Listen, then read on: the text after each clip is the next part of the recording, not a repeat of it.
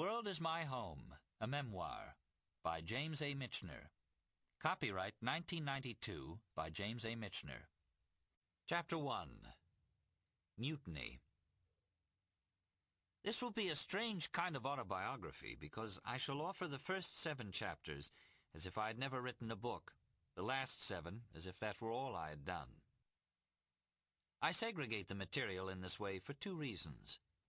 I want the reader to see in careful detail the kind of ordinary human being who becomes a writer, and then to see the complex and contradictory motivations that enable him to remain one. I have been impelled to attempt this project because of an experience that occurred 80 years ago when I was a country lad of 5 and was of such powerful import that the memory of it has never left me. The farmer living at the end of our lane had an aging apple tree that had once been abundantly productive, but had now lost its energy and ability to bear any fruit at all. The farmer, on an early spring day I still remember, hammered 8 nails, long and rusty, into the trunk of the tree. 4 were knocked in close to the ground on 4 different sides of the trunk, 4 higher up and well spaced about the circumference. That autumn a miracle happened. The tired old tree, having been goaded back to life, produced a bumper crop of juicy red apples, bigger and better than we had seen before. When I asked how this had happened, the farmer explained, "Hammering in the rusty nails gave it a shock to remind it that its job is to produce apples." Was it important that the nails were rusty? Maybe it made the mineral in the nail easier to digest. Was 8 important? If you're going to send a message, be sure it's heard. Could you do the same next year? A substantial jolt lasts about 10 years. Will you knock in more nails then? By that time we may both be finished, he said. But I was unable to verify this prediction, for by that time our family had moved away from the lane. In the 1980s, when I was nearly 80 years old, I had some fairly large rusty nails hammered into my trunk, a quintuple bypass heart surgery, a new left hip, a dental rebuilding, an attack of permanent vertigo. And like a sensible apple tree, I resolved to resume bearing fruit. But before I started my concentrated effort, I needed both a rationalization and a guide for the arduous work I planned to do. As had happened so frequently in my lifetime, I found the intellectual and emotional guidance I needed not in the Bible, into which I dipped regularly, but rather in the great English poems on which I had been reared and many of which I had memorized.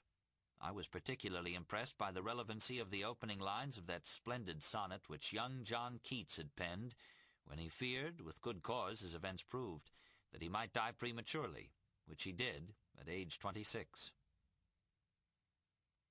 When I have fears that I may cease to be, before my pen has gleaned my teeming brain, before high-piled books in charactery hold like rich garners the full-ripened grain. How apt those words seemed, because there was such a wealth of enticing subjects about which I wanted to write that my brain too could justly be termed teeming. But I was almost 80 years old. Much of what I would like to do would have to be left unfinished. Since it took me about 3 years to write a long work, if I had 30 viable subjects, the task would require 90 years. That would make me 170 when I finished, and I could not recall any writers who continued working so long, not even the doughty ancients in the Old Testament. I knew what my ambitions were, but I was doubtful about my capacity to fulfill them. Fortunately, I had in my teens memorized those powerful lines composed by John Milton when, in midlife, he was struck blind. I had recited them to myself 1,000 times, and now they rushed back to give me the kind of strength that he had found. When I consider how my light is spent ere half my days in this dark world and wide, and that one talent which is death to hide lodged with me useless, though my soul more bent to serve therewith my Maker and present my true account, lest he returning chide. That ringing challenge, that determination to present my true account, had defined the goal of my writing, so firmly grounded that it had become a permanent ambition. At Kent State I endeavored to render an unbiased account of the tragic killings.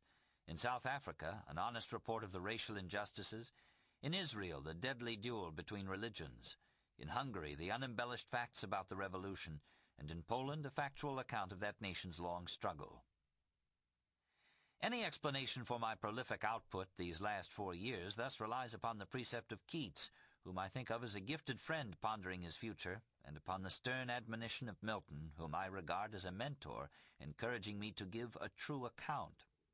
Much of what I am about to say will sound improbable or even preposterous, but it is true.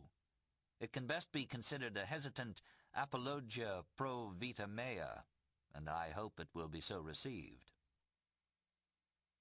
Between the years 1986 and 1991, I would write 11 books, publish 7 of them, including 2 very long ones, and have the other 3 completed in their 3rd revisions and awaiting publication. It was an almost indecent display of frenzied industry, but it was carried out slowly, carefully, each morning at the typewriter and each afternoon at research or quiet reflection. This piling up of manuscripts was not entirely my fault, and certainly was not engineered by me. My long-time and trusted editor in New York faced health problems that necessitated postponing work on one of my long books. Uncertainties in the publishing business caused other delays, and my own confusion as to what I ought to do next added to the problems. But that I did this prodigious amount of work, keeping all things in order, there can be no doubt. There the manuscripts are, and this one was the most persistent.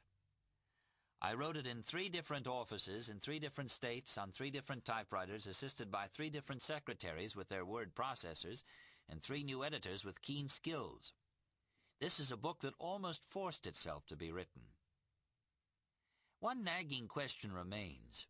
Did the old tree get back to work producing apples only because the shock of the rusty nails reminded it of death? By analogy, did I labor so diligently because of my age and the approach of a time when I could work no more? Was I, like Keats at 26, apprehensive of work-ending death? I think not. I write at 85 for the same reasons that impelled me to write at 45. I was born with a passionate desire to communicate, to organize experience, to tell tales that dramatize the adventures which readers might have had. I have been that ancient man who sat by the campfire at night and regaled the hunters with imaginative recitations about their prowess. The job of an apple tree is to bear apples. The job of a storyteller is to tell stories, and I have concentrated on that obligation.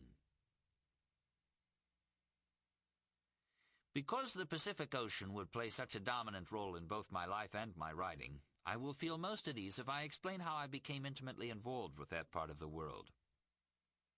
I discovered it late, never venturing on it until the middle stages of World War II, when I was sent as a Navy lieutenant to the battle zone in the Solomon Islands northwest of Guadalcanal.